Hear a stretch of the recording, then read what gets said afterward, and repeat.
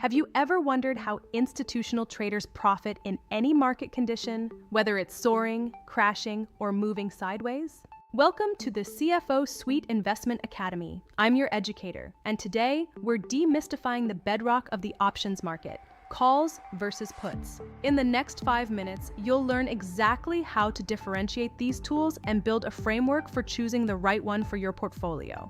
Let's start with the basics. A call option gives you the right, but not the obligation, to buy an underlying asset at a specific price. Think of it as a coupon. You're locking in a price today, hoping the asset's value will climb significantly higher before your coupon expires. You buy a call when you are bullish. You want to control a large amount of stock for a fraction of the cost, leveraging small moves into large gains. For example, imagine Apple is trading at 180. You buy a call option with a 180 strike price for just $5 per share. If Apple hits 200, your right to buy at 180 is worth $20. Subtract your $5 cost, and you've tripled your money while the stock only rose 11%. This is the power of leverage. You control the upside without needing the full capital to own the shares outright. The beauty of buying calls is that your risk is strictly limited to the price you paid for the option, the premium. If the stock falls, you simply don't buy. To recap, calls are for the optimists. You use them when you expect prices to move up. But what if you expect a downturn? That's where puts come in. Smart investors don't just wait for markets to go up. They use put options to profit from decline or to protect their existing holdings. A put option gives you the right, but not the obligation, to sell an underlying asset at a specific price, regardless of how low the market goes.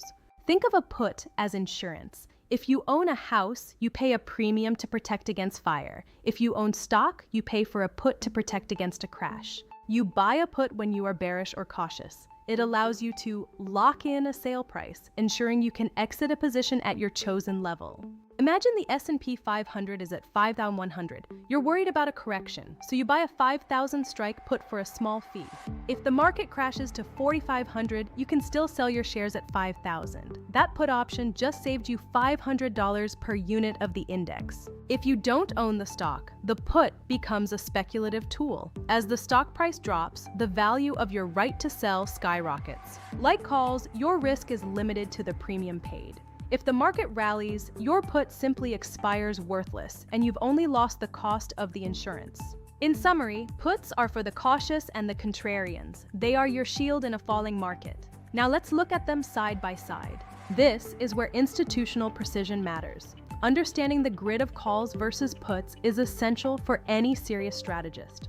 First, the outlook. Buying a call is a bet on strength. Buying a put is a bet on weakness or a hedge against it. Second, the action. Calls give you the right to buy, puts give you the right to sell. It's that simple, yet that powerful. Neither buyer is obligated to act. As an option buyer, you hold the power to choose whether to exercise your right or let it go. Maximum profit is theoretically unlimited for calls because a stock can rise forever. For puts, profit is limited until the stock hits zero. For both, the maximum loss is the same, the premium you paid at the start. This makes options a defined risk instrument. However, remember that both are decaying assets. Every day you hold them, time value leaks away. This is known as theta. Success requires being right about both direction and time. Without a plan, you're just gambling. With a framework, you're investing. So, how do you decide which one to use? At the CFO Suite, we use a 3-step decision framework to filter every trade. Step 1, directional conviction. If you are 70% sure of an upside move, look at calls. If you expect a pullback, puts are your tool. Step 2, volatility. Check the implied volatility. If it's low, options are cheap to buy. If it's high, you might be overpaying for that insurance. Step 3, time horizon. Choose an expiration date that gives your thesis room to breathe. Don't let a winning trade be killed by a short clock. Apply this matrix to every move. Are you speculating for growth or hedging for safety? Your answer determines your instrument. Here are your practical takeaways. Use calls for efficient growth and puts for robust portfolio protection. Remember, always define your max loss upfront, never bet more than you can lose, and keep your eye on the expiration calendar.